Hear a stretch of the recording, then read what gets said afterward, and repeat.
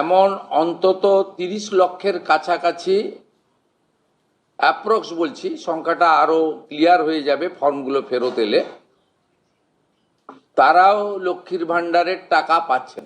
এই মুহূর্তে লক্ষ্মীর ভান্ডার পাচ্ছেন রাকিবুল শেখ, তার পিতার নাম মনসুর শেখ, তার বাড়ি হচ্ছে শিয়ালমারা, পোস্ট হচ্ছে বহরমপুরের রাধারঘাট।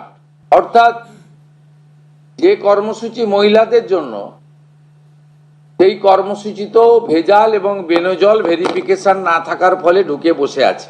লক্ষ্মীর ভান্ডার প্রকল্পে কিরকম লাগামহীন দুর্নীতি হয়েছে সেই অভিযোগ করেছেন মুখ্যমন্ত্রী শুভেন্দু অধিকারী। আর তারপরই আটক মুর্শিদাবাদের রকিবুল। 3 বছর ধরে লক্ষ্মীর ভান্ডারে টাকা নিচ্ছিলেন বহরমপুরের বাসিন্দা এই রকিবুল শেখ। বছর খানেক ধরে টাকা পাচ্ছি, লক্ষ্মীর ভান্ডারের কোনো আবেদন করিনি, এমনটা দাবি করছেন রকিবুল। এই হচ্ছে ধৃত সেই ব্যক্তি, যে ছবি আপনারা দেখতে পাচ্ছেন। রকিবুল এও দাবি করছেন, আমি তো একা দুর্নীতি করিনি, অনেকে করেছে, সেগুলোকেও দেখতে হবে। এই দুর্নীতির অভিযোগ আজকে সরাসরি যখন মুখ্যমন্ত্রী সাংবাদিক বৈঠক করছেন, তখন একেবারে এই দুর্নীতির অভিযোগ তিনি করেন।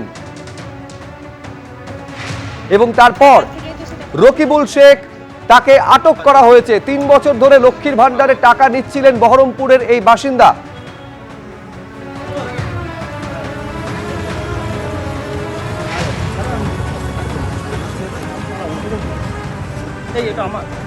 আমি আরো বিস্তারিত জানবো, এই নিয়ে কথা বলবো। রাজীব চৌধুরী আমাদের প্রতিনিধি রয়েছেন। এই যে ব্যক্তি রকিবুল শেখ, কি তার বিরুদ্ধে অভিযোগ, তিনি নিজে কি বলছেন রাজীব?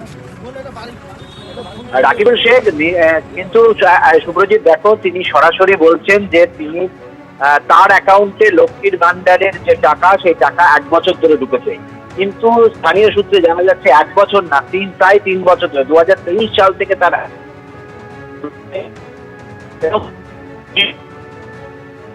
হোটেল চালান এবং যথেষ্ট সচ্ছলভাবে। তিনি এটা জানার পরেও কিন্তু তিনি পঞ্চায়েত অফিস, তার বাড়ি থেকে কার্যত ঢিলচোরা দূরত্বে, এবং তিনি ব্লক অফিসেও কিছু জানাননি, কাউকেও কিছু জানাননি, তিনি কিন্তু এই টাকাটি হজম করেছেন।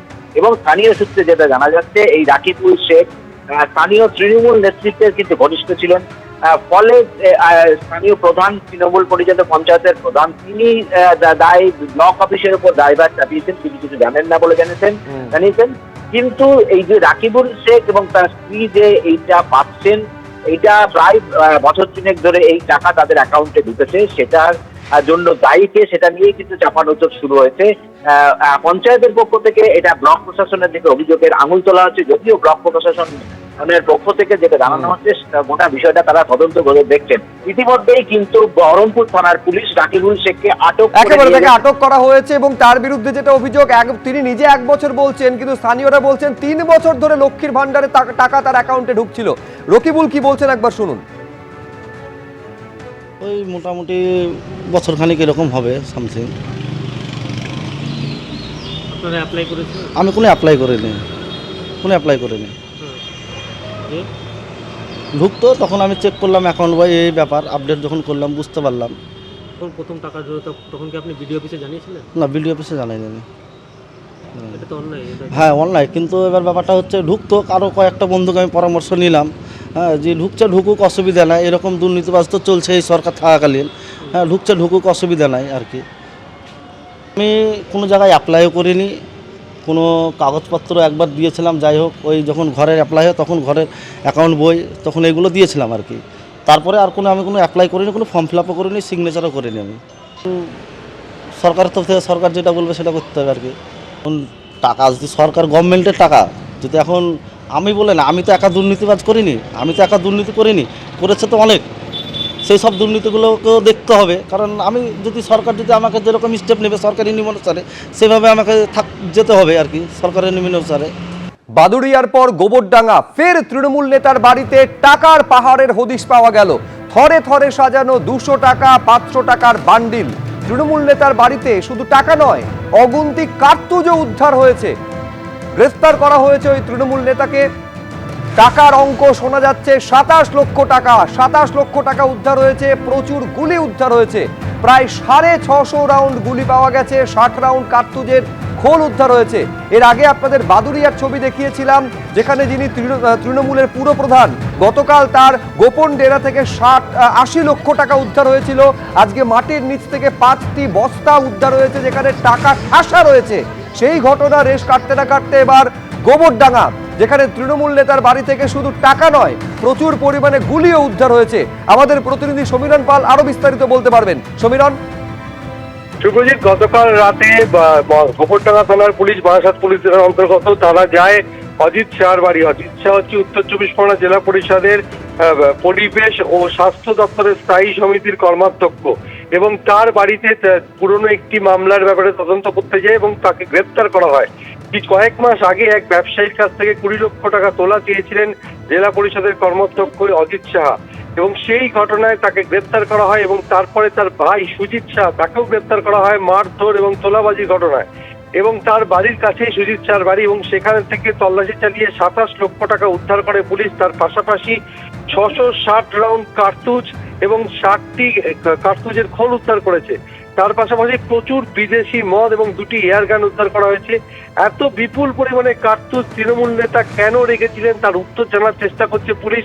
আজ তাই তৃণমূল নেতা অজিত শাহ এবং তার ভাই সুজিত শাহকে বারাসাত আদালতে পেশ করে গোবরডাঙ্গা থানার পুলিশ, এবং 7 দিনের পুলিশ হেফাজতের নির্দেশ দিয়েছেন বিচারক। কিন্তু যে অজিত শাহ উত্তর 24 পরগনা জেলা পরিষদের স্বাস্থ্য ও পরিবেশের স্থায়ী সমিতির কর্মাধ্যক্ষ, তার বিরুদ্ধে বেশ কয়েক মাস আগে এক ব্যবসায়ী অভিযোগ করেছেন তার কাছ থেকে 20 লক্ষ টাকা তোলা চেয়েছিলেন, এবং সেই নিয়ে এলাকা উত্তাল হয়েছিল। সেই ঘটনার তদন্তে নামে গোবরডাঙ্গা থানার পুলিশ এবং তাকে গতকাল রাতে গ্রেপ্তার করে, এবং তার ভাইয়ের বিরুদ্ধে একাধিক তোলাবাজি এবং মারধরের অভিযোগ রয়েছে। সেই অভিযোগে তৃণমূল নেতা এবং তার ভাই দুজনকে গ্রেপ্তার করা হয়, এবং বাড়িতে তল্লাশি চালিয়ে এই বিপুল পরিমাণ। একেবারে সমীরণ, তুমি আমাদের সঙ্গে থাকো, আমরা সেই টাকার ছবি দর্শকদের সামনে রাখছি। দেখতে পাচ্ছেন 200 টাকা, 500 টাকা, 100 টাকার বান্ডিল একেবারে থরে থরে সাজানো। তৃণমূল নেতার বাড়ি থেকে শুধু প্রচুর পরিমাণে টাকা উদ্ধার হয়েছে এমনটা নয়, 660 রাউন্ড গুলি এবং 60 রাউন্ড কার্তুজের খোল উদ্ধার হয়েছে। এছাড়াও এয়ার গান পর্যন্ত পাওয়া গিয়েছে। ধৃত তৃণমূল নেতা অজিত সাহা, তিনি উত্তর 24 পরগনা জেলা পরিষদের কর্মাধ্যক্ষ, এবং এটাও জানা যাচ্ছে তিনি জ্যোতিপ্রিয় মল্লিকের ঘনিষ্ঠ। গোবরডাঙ্গায় এই তৃণমূল নেতাকে গ্রেফতার করা হয়েছে। 27 লক্ষ টাকা তার কাছ থেকে পাওয়া গিয়েছে। এখন এই টাকা কি তোলাবাজির টাকা, তার অনুসন্ধান করছে, তার তদন্ত করছে পুলিশ।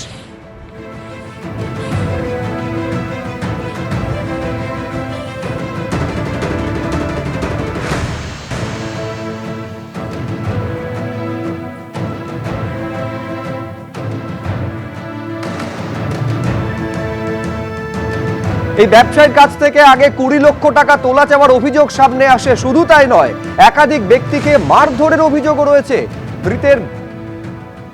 ধৃতের বিরুদ্ধে, ধৃতের ভাইয়ের বিরুদ্ধে, এবং তাকেও গ্রেফতার করেছে পুলিশ।